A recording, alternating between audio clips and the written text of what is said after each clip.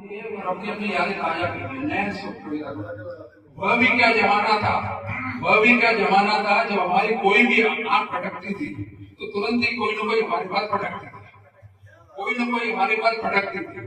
पर हम भी एक मंजे हुए होशियार थे, हम भी एक मंजे हुए होशियार थे, दिल के हुए दिलदार थे। उसके फटकने से पहले सड़क जाते थे, उसके फटकने से पहले सड़क जाते थे, अपनी जान छुड़ा देते। ऐसे करते करते जवानी बीत गई, शहनाई बैठने की शुभ घड़ी आई, घोड़ी पर चढ़ने की बारी आई और आसाद अलग गई भी डूब और फिर ये सब बातें जब हो गई गई गई। खैर ये सब बातें अब दफन हो चुकी है, क्योंकि अब उम्र कितनी बची है, अब उम्र ही कितनी बची है। अब इस उम्र के इस दौर में आंखें भी लगा रही है, और उम्र के इस दौर में आंखें भी लगा दे रही है। दिल को खुश तो दिखाई कुछ दे रहा है, दिल को खुश तो दिखाई कुछ दे रहा है, क्योंकि अब हम आंख के अंदर नाम नैन सो, हम आंख के अंदर नाम नैन सो उस परिभाषा में आ गए थे और अपनी खुद की बीवी को ढंग से नहीं देख पा रहे थे। इस समस्या के निदान के लिए हमने अपनी आंखें बनवाने की ठानी, इस समस्या के निदान के लिए हमने अपनी आंखें बनवाने की ठानी। क्योंकि घर में नहीं चलती हमारी मनमानी, क्योंकि घर में नहीं चलती हमारी मनमानी, तो कोई भी निर्णय लेने से पूर्व हमें कड़वे दौर से गुजरना पड़ता है,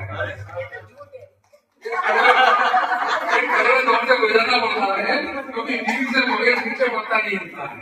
बीवी से हमें भी आप जैसे क्यों, कहाँ, कब, इन सब बातों से निपटना पड़ता है।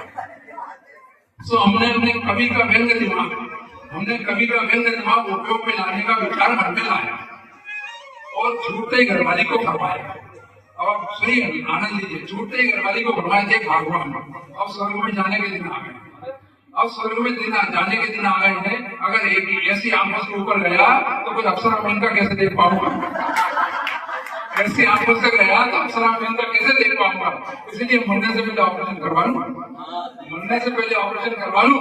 ऑपरेशन की बात तो दूर, वो स्वर्ग के नाम से ही घबरा गई, वो स्वर्ग के नाम से ही घबरा गई और बोली सुनो जी, और घबरा घबराहट को बोल गई सुनो जी, मरने की बात तो कतई ना करो, मरने की बात तो कतई ना करो भाई। अप्सरा मेनका की बात तो तुम यही जी भरकर देख लिया, तो तुम यही जी भरकर देख लिया करो।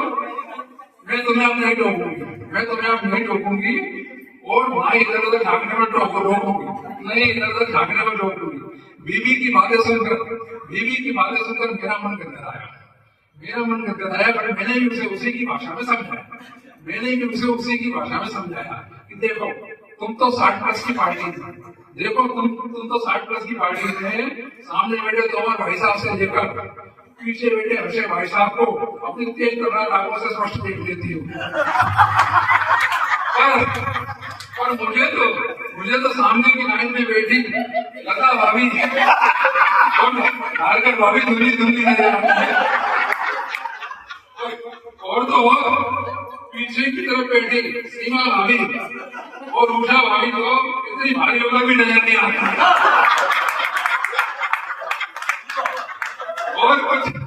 और इस तरह एक तीर से दो शिकार करने का रास्ता अपनाया, और घरवाली को पूरी तरह सेटिस्फाई कर